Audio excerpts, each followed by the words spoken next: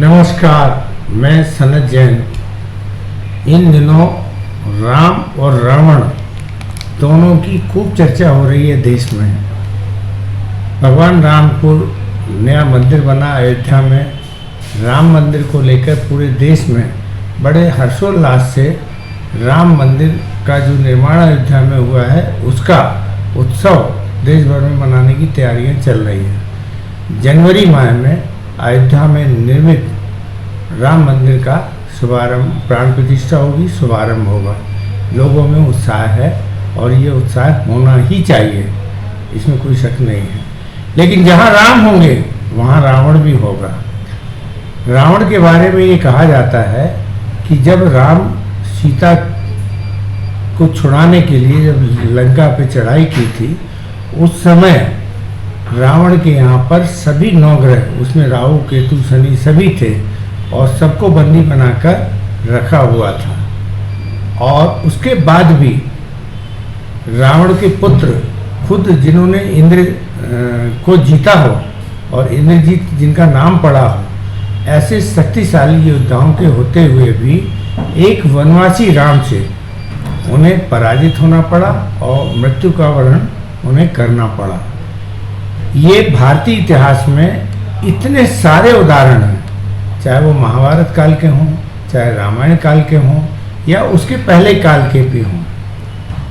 सबसे ज़्यादा जिनके पास शक्तियाँ होती हैं वही शक्तियों का दुरुपयोग करते हैं। राम और रावण की जो रामलीला होती थी, बाद में रामायण सीरियल आया और रामायण सीरियल के माध्यम से राम जो पूरे भारतवर्ष में जननायक के रूप में थे। मैं जब छोटा था तब यदि गेहूं भी नापता था कोड़े से या उससे, तो राम कह के नापता था।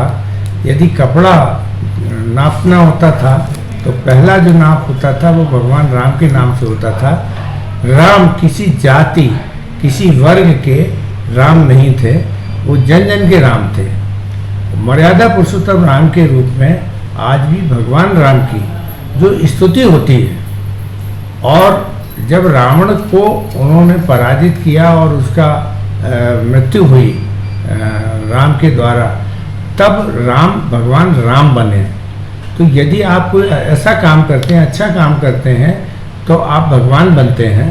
और निश्चित रूप से राम ने मर्यादा का जो एक नया आचरण प्रस्तुत किया पूरी दुनिया के सामने, तो आज भी वो उनका वही आचरण लोगों में उनके लिए पूजा और पाठ का कारण बनता है। रावण भी एक चरित्र है जिसके पास सारी शक्तियाँ थी, सारी ताकत थी। जितना उनको ज्ञान था उतना राम को भी नहीं था। जितनी शक्तियाँ थी कि ग्रह भी जब जिसके घर में कैद हों तो वो पराजय होने की सोच भी नहीं सकता था, लेकिन उसी समय उसे पराजित भी होना पड़ा। तो ये हमारी जो स्थितियां होती हैं, इनसे हमें सबक लेने की ज़रूरत होती है। मैं धर्मशास्त्रों का, धर्म ग्रंथों का बड़ी आस्था और विश्वास के साथ अध्ययन भी करता हूँ और उनके ऊपर विश्वास भी करता हूँ। यदि कोई कल्पना के रूप में भी है, कहानी के रूप में भी है, कथा के रूप में भी है, तो कहीं ना कहीं कभी ना कभी उसका वैसा अस्तित्व रहा होगा। और आधुनिक विज्ञान ने ये साबित कर दिया कि जो चीज़ें हम धार्मिक ग्रंथों में बड़े चमत्कारिक ढंग से देखते थे कि हाथी का सिर गणेश जी के धड़ में कैसे लग सकता है, कल्पना होगी कभी और फिर वो यथार्थ में ही बदली। तो कल्पनाएं जो होती हैं, ये मानव जीवन की कल्पनाएं कभी ना कभी किसी न किसी रूप में यथार्थ में आती हैं। और आज जो विज्ञान अपने चरम सीमा पर है, इसने यह बता दिया है कि हर ज्ञान, हर स्वर कहीं ना कहीं कभी ना कभी अस्तित्व में रहा है। और जब हम उसकी रिसर्च करते हैं और मनोयोग से रिसर्च करते हैं, तो आज हम चांद पर भी पहुंच गए, दक्षिणी ध्रुव में पहुंच गए, सबसे सस्ते में पहुंच गए। तो ये जब आदमी सोच लेता है कि हमें ये करना है, वो कल्पना उसके दिमाग में आ जाए, तो आज वही चंदा मामा पहले बहुत दूर थे और अब चंदा मामा बहुत पास आ गए हैं। चंदा मामा, चंद्रमा से हमारा रिश्ता बचपन से होता है और वो बचपन का रिश्ता अब विज्ञान ने हमें वहाँ चंद्रमा तक पहुँचा के और चंदा मामा तक पहुँचा कर एक नई वो रखी है।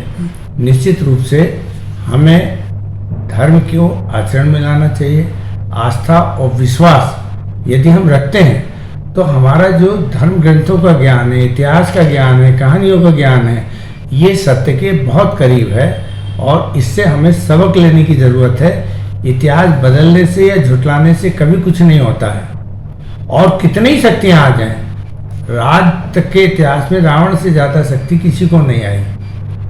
जिसने ग्रहों को कैद कर लिया हो, देवताओं को हरा दिया हो, देवताओं के राजा को परास्त कर दिया हो, उसे भी एक वनवासी राम से हारना पड़ा। ये विचार करने की ज़रूरत है। सहज रहो, सरल रहो, प्रेम से रहो।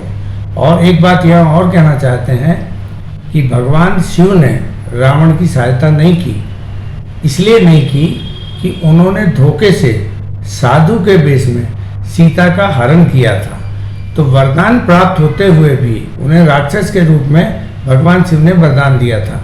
और मृत्यु का कारण भी ये था कि कभी न कभी रावण अपना भेष बदल के कुछ ऐसा काम करेगा जो उसका क्षम्य नहीं होगा, जो वरदान के दायरे में नहीं आएगा। तो उसी का रावण को भोगना पड़ा कि उनकी मृत्यु हो गई।